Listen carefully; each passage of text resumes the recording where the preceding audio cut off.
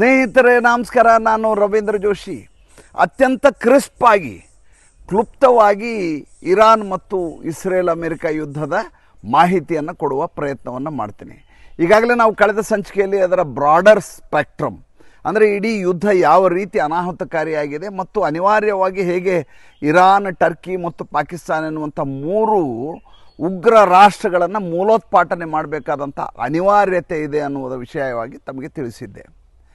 ಈಗ ಅದು ಮಾಡ್ತಾ ಇರುವಂಥ ನಾಶ ಹೇಗಿದೆ ಅನ್ನುವುದರ ಲೇಟೆಸ್ಟ್ ಅಪ್ಡೇಟ್ 32ನೇ ದಿವಸದ ನಂತರ ಆದಂಥ ಬೆಳವಣಿಗೆಯನ್ನು ತಮ್ಮೆದುರಿಗೆ ಹೇಳ್ತಾ ಇದ್ದೇನೆ.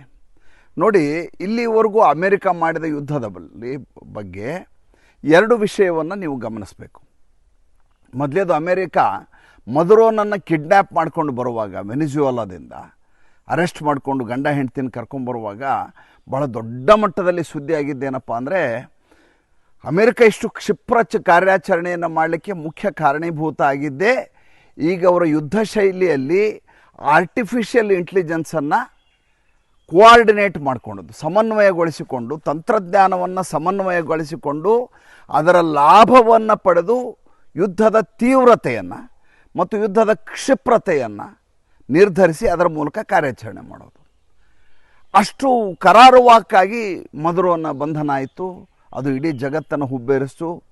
ಅದಾದ ಮೇಲೆ ಗಮನಿಸಿದರೆ ಇರಾನಿನ ಅಲ್ಲಿಯ ಧಾರ್ಮಿಕ ದೊರೆಯನ್ನು ಹೊಡೆದಂಥ ಘಟನೆ ಯಾವ ಮಟ್ಟಿಗೆ ಅದು ಫೋಕಸ್ಡ್ ಆಗಿತ್ತು ಅಂತಂದರೆ, ಎಷ್ಟು ನಿಖರವಾಗಿ ಆ ರೀತಿಯ ದಾಳಿಯನ್ನು ಮಾಡಲಾಯಿತು ಅಂತಂದರೆ, 48 ಜನ ಅಧಿಕಾರಿಗಳು ಜೊತೆಗೂ ಆಯತುಲ್ಲಾ ಖೊಮ್ನಿಯೆ ಆತನ ಮೇಲೆ ನಡೆದಂಥ ದಾಳಿ ಸಂಪೂರ್ಣವಾಗಿ ಈ ರೀತಿಯಾದಂಥ ಆರ್ಟಿಫಿಷಿಯಲ್ ಇಂಟೆಲಿಜೆನ್ಸನ್ನು ಬಳಸಿ, ರಿಯಲ್ ಟೈಮ್ ಇಂಟೆಲಿಜೆನ್ಸನ್ನು ಬಳಸಿ, ಅಂದರೆ ಕ್ಷಣ ಕ್ಷಣಕ್ಕೂ ಆತ ಯಾವ ಕಡೆ ಮೂವ್ ಆಗ್ತಾರೆ, ಎಲ್ಲಿ ಬಂದರು, ಎಲ್ಲಿ ಹೋದರು, ಎಲ್ಲಿ ಕೂತ್ಕೊಂಡ್ರು, ಎಲ್ಲ ಮಾಹಿತಿಯನ್ನು ಕಲೆ ಹಾಕಿ ನೇರವಾಗಿ ದಾಳಿಯನ್ನು ಮಾಡೋದು. ಫೋಕಸ್ಡ್ ಟಾರ್ಗೆಟ್ ಅಂತ ಮಾಡ್ತಾ ಇದ್ದದ್ದನ್ನು ನೋಡಿದ ಇರಾನು ಈಗ ಅದರ ಮೂಲ ಏನು ಶಕ್ತಿ ಇದೆ, ಅಂತಃಸತ್ವ ಇದೆ, US ಮಿಲ್ಟ್ರಿ ಮತ್ತು ಇಸ್ರೇಲ್ನ ಮಿಲ್ಟ್ರಿ, ಅದರ ಮೇಲೆ ದಾಳಿ ಮಾಡುವ ಪ್ರಯತ್ನವನ್ನು ನಿನ್ನೆ ಮಾಡಿದೆ. ಏನು ಹಂಗಂದರೆ, ಈಗ ನೇರವಾಗಿ ಅದು ದಾಳಿ ಮಾಡಿದ್ದು ಅಮೆಜಾನ್ ವೆಬ್ ಸರ್ವಿಸ್ ಸೆಂಟರ್ ಮೇಲೆ. ಇದು ನಡೆದದ್ದು ಬೆಹರನ್ನಲ್ಲಿ ಆದಂಥ ದಾಳಿ. ಇದು ಅದಕ್ಕಿಂತ ಮುಂಚೆ ಒಂದು ಧಮಕಿಯನ್ನು ಕೊಟ್ಟಿತ್ತು ಇರಾನ್. ಏನಂತ, ಅಮೆರಿಕೆ ಯಾವ್ಯಾವ ಸಾಫ್ಟ್ವೇರ್ ಕಂಪ್ನಿಗಳಿದಾವೋ ಎಲ್ಲವನ್ನೂ ಬುಧವಾರ ದಿವಸ ರಾತ್ರಿ 8 ಗಂಟೆ ಒಳಗಡೆ ಎಲ್ಲದರ ಮೇಲೆ ಏಕಕಾಲಕ್ಕೆ ನಾವು ಕ್ಷಿಪ್ರವಾದ ದಾಳಿಯನ್ನು ಮಾಡ್ತೀವಿ ಅಂತ. ಜಗತ್ತು ನಡಿಗೆ ಹೋಗಿತ್ತು ಈ ವಿಚಾರಕ್ಕೆ. ಏಕೆಂದರೆ ಇವತ್ತಿನ ಕಾಲಘಟ್ಟದಲ್ಲಿ ಪ್ರತಿ ಕ್ಷಣಕ್ಕೂ ನಾವು ನಮಗೆ ಗೊತ್ತಿದ್ದೋ ಗೊತ್ತಿಲ್ಲದೆಯೋ ನಾವು ತಂತ್ರಜ್ಞಾನದ ಬಾಲಂಗೋಚಿಗಳಾಗಿಬಿಟ್ಟಿದ್ದೇವೆ. ಅದಿಲ್ಲದೆ ನಮ್ಮದು ನಡೆಯೋದೇ ಇಲ್ಲ ಬದುಕು. ಆ ರೀತಿಯಾದಂಥ ಸ್ಥಿತಿಯಲ್ಲಿ ನಾವಿದ್ದೀವಿ. ನಮ್ಮ ಎಲ್ಲ ಹಣಕಾಸಿನ ಟ್ರಾನ್ಸಾಕ್ಷನ್ಗಳಿರಬಹುದು ಅಥವಾ ನಾವು ಬಳಸುವಂಥ ಕಮ್ಯುನಿಕೇಷನ್ ಟೂಲ್ಗಳಿರಬಹುದು, ಎಲ್ಲವೂ ಕೂಡ ತಂತ್ರಜ್ಞಾನದ ಮೂಲಕವೇ ಆಗೋದು. ಮತ್ತು ಇತ್ತೀಚಿನ ದಿನಗಳಂತೂ ಆರ್ಟಿಫಿಷಿಯಲ್ ಇಂಟೆಲಿಜೆನ್ಸ್ ಇನ್ನಿಲ್ಲದ ಹಾಗೆ ತನ್ನ ಪ್ರಭಾವವನ್ನು ಬೀರಿದೆ. ಹೀಗಾಗಿ ಅದು ಏನು ಆಲೋಚನೆ ಮಾಡ್ತು ಇರಾನ್ ಅಂದರೆ, ಜಗತ್ತನ್ನು ನಡುಗಿಸಬೇಕು ಅಂದರೆ, ಈ ಯುದ್ಧದಲ್ಲಿ ತಾನು ಗೆಲ್ಲಬೇಕು ಅಂದರೆ ಅಮೇರಿಕೆ ಎಷ್ಟು ಕಂಪ್ನಿಗಳಿದಾವಲ್ಲ ಅಷ್ಟೂ ಕಂಪ್ನಿಯ ಮೇಲೆ ಏಕಕಾಲಕ್ಕೆ ದಾಳಿಯನ್ನು ಮಾಡಿಬಿಡೋದು. ಅದರಲ್ಲಿ ಅದು ಹೆಸರಿತ್ತು ಗೂಗಲ್ಲು, ಆಮೇಲೆ ಅರಾಕಲ್ಲು, ಮೈಕ್ರೋಸಾಫ್ಟು, ಮೆಟಾ, ಯಾವ್ಯಾವ ಕಂಪನಿ ಹೆಸರು ಹೇಳ್ತೀರಿ ಇಷ್ಟೂ ಕಂಪನಿಯ ಪಟ್ಟಿಯನ್ನು ಅದು ಸಿದ್ಧಪಡಿಸಿ ಇಷ್ಟು ಕಂಪನಿ ಮೇಲೆ ನಾಳೆ ರಾತ್ರಿ 8 ಗಂಟೆಗೆ ನಾವು ಒಂದೊಂದಾಗಿ ದಾಳಿಯನ್ನು ಮಾಡಲಿಕ್ಕೆ ಶುರು ಮಾಡ್ತೀವಿ. ಏಕಕಾಲಕ್ಕೆ ಎಲ್ಲದರ ಮೇಲೆಲ್ಲ, ಒಂದೊಂದರ ಮೇಲೆ ದಾಳಿಯನ್ನು ಮಾಡ್ತೀವಿ. ಈಗ ಅದರ ಫಲಶ್ರುತಿಯಾಗಿ ಅದು ಹೇಳಿದ ಹಾಗೆ ನಡೆದುಕೊಂಡಿದೆ. ನೇರವಾಗಿ ಬಂದು ಅಮೆಜಾನ್ನ ಸರ್ವಿಸ್ ಸೆಂಟರ್ ಮೇಲೆ, ವೆಬ್ ಸರ್ವಿಸ್ ಸೆಂಟರ್ ಮೇಲೆ ದಾಳಿ ಮಾಡಿದೆ. ಯಾಕೆ ದಾಳಿ ಮಾಡ್ತೀವಿ? ದಾಳಿ ಮಾಡುವುದರ ಮೂಲಕ ಅಮೇರಿಕೆಗೆ ನಾನು ಆರ್ಥಿಕವಾಗಿ ಪೆಟ್ಟು ಕೊಡಬಲ್ಲೆ ಅನ್ನುವುದು ಇರಾನ್ಗೆ ತುಂಬ ಸ್ಪಷ್ಟವಾಗಿ ಗೊತ್ತಿದೆ. ನೋಡಿ, ಇಲ್ಲಿವರೆಗೂ ಅದು ಹೆದರಿಸ್ಕೊಂಬಂದದ್ದು ಯಾವ ರೀತಿ ಹೆದರಿಸ್ಕೊಂಬಂತು? ಅದು ಹೇಳ್ತಾ ಇದ್ದದ್ದು ಇಷ್ಟು ದಿವಸ ಹೇಳ್ತಾ ಇತ್ತು, ನಾವು ಮೊದಲು ನಿಮ್ಮ ಏರ್ ಬೇಸನ್ನು ಹೊಡಿತೀವಿ ಅಂದ್ರೆ. ಆಯಿತು, ಏರ್ ಬೇಸ್ ಹೊಡೆದಾಯಿತು. ಏರ್ ಬೇಸ್ ಹೊಡೆದಾದ್ಮೇಲೆ ನಿಮ್ಮ ಸೇನಾಧಿಕಾರಿಗಳು ಯಾವ ಹೋಟ್ಲಲ್ಲಿ ಉಳ್ಕೊಂಡಿದ್ದಾರೆ ಅದ್ರ ಮೇಲೆ ಹೊಡಿತೀವಿ ಅಂದರು. ಅದು ಹೊಡೆದಾಯಿತು. ಅದಾದ ಮೇಲೆ ಯಾವಾಗ ಇವರ ಸ್ಟೀಲ್ ಫ್ಯಾಕ್ಟ್ರಿಗಳ ಮೇಲೆ ದಾಳಿ ಮಾಡಲಾಯಿತು ಇಸ್ರೇಲ್ನಿಂದ, ಅದಾದ ಕೂಡಲೇ ಲಾರ್ಜೆಸ್ಟ್ ಅಲ್ಯೂಮಿನಿಯಂ ಎಕ್ಸ್ಪೋರ್ಟರ್ ಮೇಲೆ ದಾಳಿಯನ್ನು ಮಾಡ್ತು. ಅಂದರೆ ಇರಾನಿನ ಒಟ್ಟು ಆಶೆ ಏನಪ್ಪ ಅಂತಂದ್ರೆ, ತನ್ನ ಉಗ್ರ ಚಟುವಟಿಕೆಯ ಮೂಲಕ ಅಮೇರಿಕೆಗೆ ಏಟು ಕೊಡ್ತೀನಿ ಅಂತ ಹೇಳ್ತಾ ಜಗತ್ತಿನ ಎಕಾನಮಿಯನ್ನು ಸಂಪೂರ್ಣವಾಗಿ ಧ್ವಂಸಗೊಳಿಸಿ ಬಿಡಬೇಕು. ಹಾಗೆ ಧ್ವಂಸಗೊಳಿಸುವ ಮೂಲಕ ತನ್ನ ಪಾರಮ್ಯವನ್ನು ಮೆರಿಬೇಕು, ತಾನು ಹೇಳಿದ ಹಾಗೆ ಇತರ ಎಲ್ಲ ದೇಶಗಳು ಕೇಳಬೇಕು ಅನ್ನುವುದು ಅದರ ತಾತ್ಪರ್ಯವಾಗಿದೆ. ಈ ಏಟೇನು ಬಿದ್ದಿದೆಯಲ್ಲ, ಇದಕ್ಕಿಂತ ಮುಂಚೆ ಮಾರ್ಚ್ 1ನೇ ತಾರೀಕು ಸಂಜೆ ಯುನೈಟೆಡ್ ಅರಬ್ ಎಮಿರೇಟ್ಸ್ನಲ್ಲಿ ಇದೇ ರೀತಿಯಾದಂಥ 2 ಡಾಟಾ ಸೆಂಟರ್ ಮೇಲೆ ದಾಳಿಯನ್ನು ಮಾಡಿತ್ತು ಇದೇ ಇರಾನ್. ಅವಾಗ ಯಾರು ಭಾಳ ಗಂಭೀರವಾಗಿ ಪರಿಗಣಿಸಲಿಲ್ಲ. ಇದು ಯುದ್ಧ ನಿಂತು ಹೋಗುತ್ತೆ, 1 ವಾರ 15 ದಿವಸದಲ್ಲಿ ಆಗಿ ಹೋಗುತ್ತೆ ಇದು ಅನ್ನುವಂಥ ಲೆಕ್ಕಾಚಾರದಲ್ಲೇ ಎಲ್ಲರೂ ಇದ್ದದ್ದು. ಆದರೆ ಅದು ವ್ಯಾಪಿಸುವ ರೀತಿ ಹೇಗಿದೆ ಅಂದರೆ ದಾವಾನದ ರೀತಿಯಲ್ಲಿ ಅದು ಹರಡ್ತಾ ಇದೆ. ನೋಡಿ, ನಿನ್ನೆ ಮಾಡಿದಂಥ ಇನ್ನೊಂದು ಭಾಳ ದೊಡ್ಡ ಬೆಳವಣಿಗೆಯನ್ನು ನಿಮ್ಗೆ ಹೇಳಬೇಕು. ಏನಂದರೆ, ಇದು ಬಹ್ರಿನ್ನಲ್ಲಾಗಿದ್ದು, ಯಾವುದು ಅಮೆಝಾನ್ ಡಾಟಾ ಸೆಂಟರ್ ಮೇಲೆ ಹೊಡೆದಿದ್ದು. ಅದಕ್ಕೊಂದು ಸ್ಪಷ್ಟವಾದ ಮಾಹಿತಿ ಇದೆ ಇರಾನ್ಗೆ. ಏನಪ್ಪ ಅಂತಂದರೆ, ಇವರ ಸರ್ಕಾರದ US ಮಿಲಿಟರಿಯ ಎಲ್ಲ ಡಾಟಾವನ್ನು ಇವರು ಕ್ಲೌಡ್ನಲ್ಲಿ ಇಡಲೇಬೇಕು. ಆ ಕ್ಲೌಡ್ನಲ್ಲಿ ಡಾಟಾ ಸ್ಟೋರ್ ಮಾಡಬೇಕು. ಆ ಡಾಟಾವನ್ನೇ ನಾನು ನುಚ್ಚುನೂರು ಮಾಡಿಬಿಟ್ರೆ, ಅದನ್ನು ಹ್ಯಾಕ್ ಮಾಡಿದರೆ ಅಥವಾ ಅದನ್ನು ಧ್ವಂಸಗೊಳಿಸಿಬಿಟ್ರೆ, ಅವರ ಸರ್ವರನ್ನೇ ಬರ್ಬಾದ್ ಮಾಡಿಬಿಟ್ರೆ ಮುಂದೆ US ಏನು ಮಾಡಲಿಕ್ಕೆ ಸಾಧ್ಯ ಇದೆ? ಅದು ಅಪಾಂಗ ಆಗತ್ತೆ, ಅಂಗವಿಕಲ ಆಗತ್ತೆ. ಅದಕ್ಕೆ ಯಾವುದೇ ರೀತಿಯಾದಂಥ ಹೋರಾಟದ ಶಕ್ತಿ ಉಳಿಯೋದಿಲ್ಲ ಅನ್ನುವಂಥ ಲೆಕ್ಕಾಚಾರ ಅದಕ್ಕಿರುತ್ತೆ. ಜೊತೆಗೆ ಕ್ಲಾಡ್ ಅನ್ನುವಂಥ CLAUD ಅಂತ, ಆ ಕ್ಲಾಡ್ ಅನ್ನುವಂಥ ಇಂಟೆಲಿಜೆನ್ಸ್ ಮೆಥಡನ್ನು ಬಳಸಿರೋದ್ರಿಂದ, ಆರ್ಟಿಫಿಷಿಯಲ್ ಇಂಟೆಲಿಜೆನ್ಸ್ ಮೆಥಡನ್ನು ಬಳಸಿರೋದ್ರಿಂದ ತನ್ನ ಮೇಲೆ ಯಾವತ್ತಿದ್ರೂ ಇದು ಭಯಾನಕವಾದ ದಾಳಿಯನ್ನು ಮಾಡುತ್ತೆ ಅಂತ ಇರಾನ್ಗೆ ತುಂಬ ಸ್ಪಷ್ಟವಾಗಿ ಗೊತ್ತಿದೆ.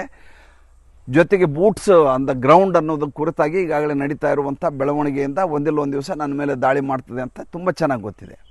ಹೀಗಾಗಿ ಇರಾನ್ ಮಾಡ್ತಾ ಇರೋದೇನು ಅಂದರೆ, ಏಕಕಾಲಕ್ಕೆ ಜಗತ್ತಿನಲ್ಲಿ ನಡುಕವನ್ನು ಉಂಟು ಮಾಡಬೇಕು. ಆ ರೀತಿಯ ಯುದ್ಧಕ್ಕೆ, ಅದು ವಿನಾಶಕ್ಕೆ ಯುದ್ಧ ಅಂತ ಹೇಳಬಾರ್ದು. ಇದಕ್ಕೆ ನೋಡಿ, ಯುದ್ಧ ಅನ್ನುವುದು ಯಾವಾಗಲೂ ಒಂದು ರಾಜಕೀಯವಾದಂಥ ಎಂಟಿಟಿ, ಅಂದರೆ ಒಂದು ಸರ್ಕಾರ ತನ್ನ ಸೈನ್ಯಕ್ಕೆ ನೀಡುವಂಥ ಆದೇಶ. ಅದು ನಾನು ನಿನ್ನೆಯ ಸಂಚಿಕೆಯಲ್ಲೂ ಹೇಳಿದೆ. ಒಂದು ಯುದ್ಧವನ್ನು ಪ್ರಾರಂಭ ಮಾಡಬೇಕಂದ್ರೆ ಅದರ ಸೇನಾಪತಿ ಅಥವಾ ಮೇಜರ್ ಜನರಲ್ಲು ಅಥವಾ ಯಾರಿದ್ದಾರೆ ಆತ ಯುದ್ಧವನ್ನು ಶುರು ಮಾಡೋದಿಲ್ಲ. ಅದಕ್ಕೆ ಮೇಲಿನಿಂದ ಆದೇಶ ಬರಬೇಕಾಗತ್ತೆ, ನೀವು ಯುದ್ಧವನ್ನು ಶುರು ಮಾಡಬಹುದು ಅಂತ. ಯಾರು ಶುರು ಮಾಡಬೇಕು ಅನ್ನೋದ್ರ ಕುರಿತಾಗಿಯೂ ನಿಖರವಾದಂಥ ಲೆಕ್ಕಾಚಾರಗಳಿರ್ತವೆ. ಅದಕ್ಕೋಸ್ಕರ ಬ್ಲೂ ಪ್ರಿಂಟ್ ರೆಡಿಯಾಗಿರುತ್ತೆ. ಈಗ ನೇವಿ ಮೂಲಕ ನಾವು ಯುದ್ಧ ಮಾಡಬೇಕಾ ಅಥವಾ ನಾವು ಏರ್ಫೋರ್ಸ್ ಮೂಲಕ ಮಾಡಬೇಕಾ, ಭೂಸೇನೆಯನ್ನು ಬಳಸ್ಕೊಂಡು ಮಾಡಬೇಕಾ, ಅದನ್ನು ಮುಂಚೆ ತೀರ್ಮಾನ ಮಾಡಿರಲಾಗಿರುತ್ತೆ. ಯಾವುದು ಹೆಚ್ಚು ಪ್ರಭಾವಶಾಲಿ ಅನ್ನೋದನ್ನು ನೋಡಿಕೊಂಡು ಯುದ್ಧ ತೀರ್ಮಾನ ಆಗ್ತಾ ಇರುತ್ತೆ. ಈಗ ಇರಾನ್ನಲ್ಲಿ ನಿಮ್ಗೆ ಗೊತ್ತಿದೆ, ನೇವಲ್ ಬೇಸ್ ಅನ್ನೋದು, ನೇವಲ್ ಏನೂ ಉಳಿದೇ ಇಲ್ಲ, ಅವ್ರದ್ದು ಸಂಪೂರ್ಣವಾಗಿ ನಾಶ ಆಗಿದೆ. ಏರ್ಫೋರ್ಸು ಇಲ್ಲವೇ ಇಲ್ಲ. ಈಗ ಅವರಲ್ಲಿರೋದು ಒಂದೇ ಒಂದು ಶಕ್ತಿ ಏನಪ್ಪ ಅಂತಂದ್ರೆ, ಉಗ್ರತೆಯನ್ನು ಇನ್ನಿಲ್ಲದ ಹಾಗೆ ಎಲ್ಲ ಕಡೆ ಹಂಚುವ ಕಾರ್ಯಕ್ರಮ. ಎಲ್ಲಿಗೆ ಹಂಚೋದು? ಇಡೀ ಕೊಲ್ಲಿ ರಾಷ್ಟ್ರಗಳ ಮೇಲೆ ಇದರ ಪ್ರಭಾವವನ್ನು ಬೀರಬೇಕು. ಅವರ ಎಲ್ಲ ಕಡೆ ಎಲ್ಲೆಲ್ಲಿ ಸೆಂಟರ್ಗಳಿದೆ ಅದನ್ನು ನಾಶ ಮಾಡಬೇಕು.